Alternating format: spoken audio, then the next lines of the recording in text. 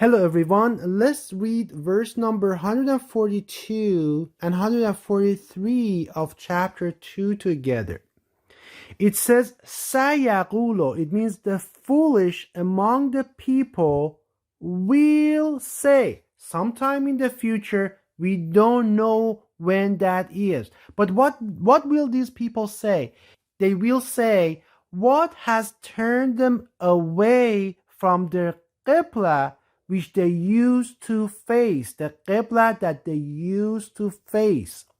Say, to Allah belongs the east and the west.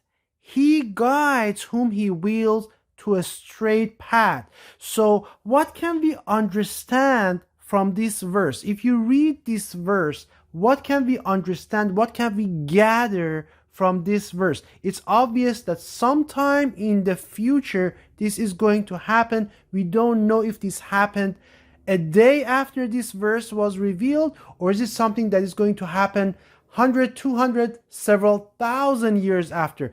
That is not known by this verse. But let's look at the details.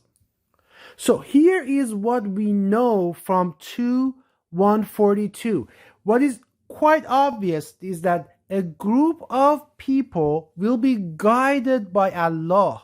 And I will call this group Community of the True Believers, COTB. So this Community of the True Believers are the ones that Allah has guided in this verse. And it says, to Allah belongs the west and the east, and He guides whomever He wishes to the straight path. So this community has been guided by our Creator, by Yahweh, by Allah. Now this community of the true believers does something interesting. They will turn away from the Qiblah they used to face.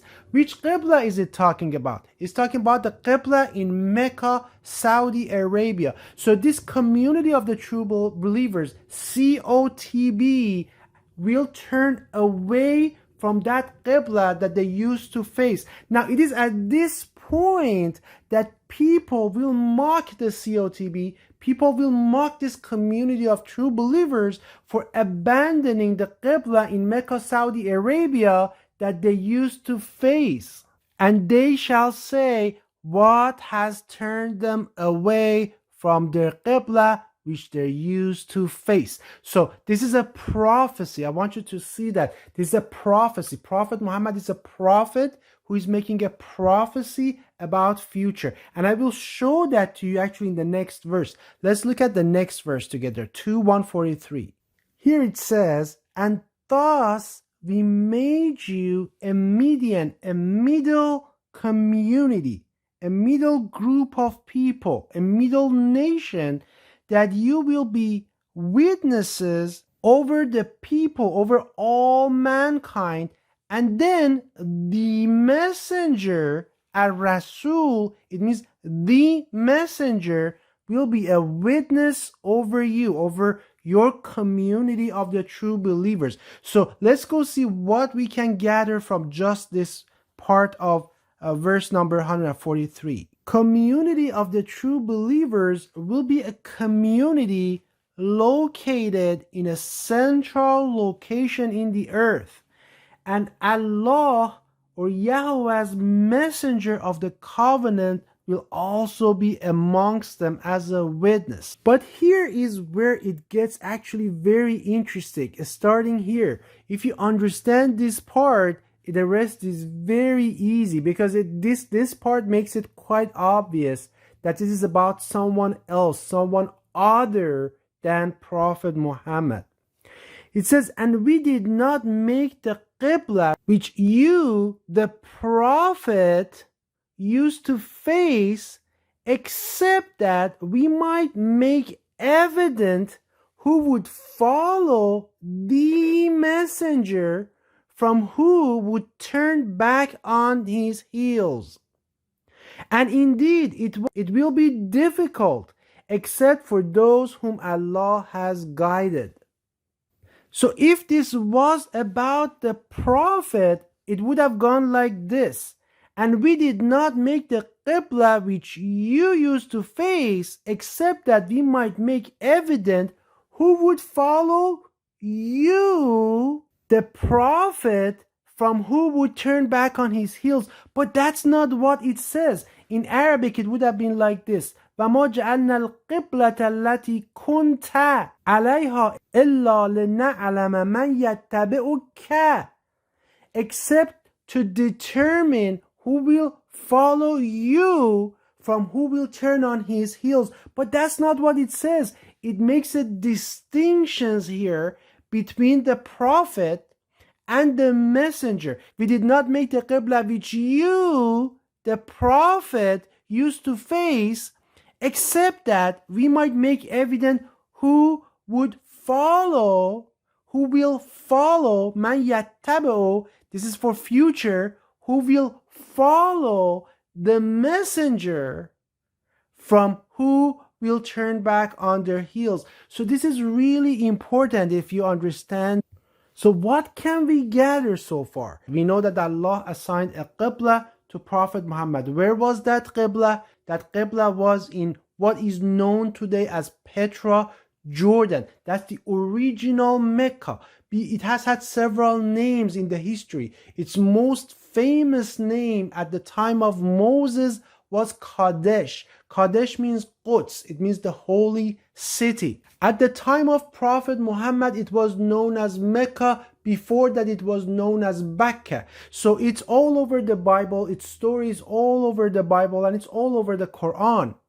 So this was the original Qibla. Now in future, this Qibla, this original Qibla in Petra Jordan, the original, the true Masjid al-Haram, which Prophet Muhammad and the true believers at his time used to face, will distinguish the community of the true believers who will believe in the messenger of the covenant from those who will disbelieve in Allah's promised messenger.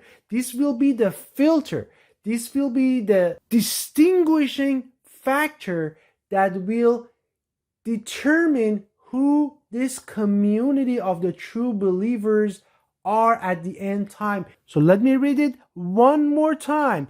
It says, and we did not make the Qibla which you are facing, which you were on it. Which Qibla is talking about? The one true Qibla that Prophet Muhammad was always facing, and that was the sacred mosque, the forbidden mosque in Petra Jordan. Except that it says we made this happen. We made Petra Jordan the Qibla. Why? Because we wanted to make evident who would follow the messenger from who would turn back on his heels. Now, if it was about the Prophet Muhammad, of course, Allah would have said, who follows you? You see the distinction between you here and the messenger. It's talking to Prophet Muhammad, making a prophecy. I have assigned you this Qibla in Petra Jordan, the true Masjid al-Haram, used to be called Mecca.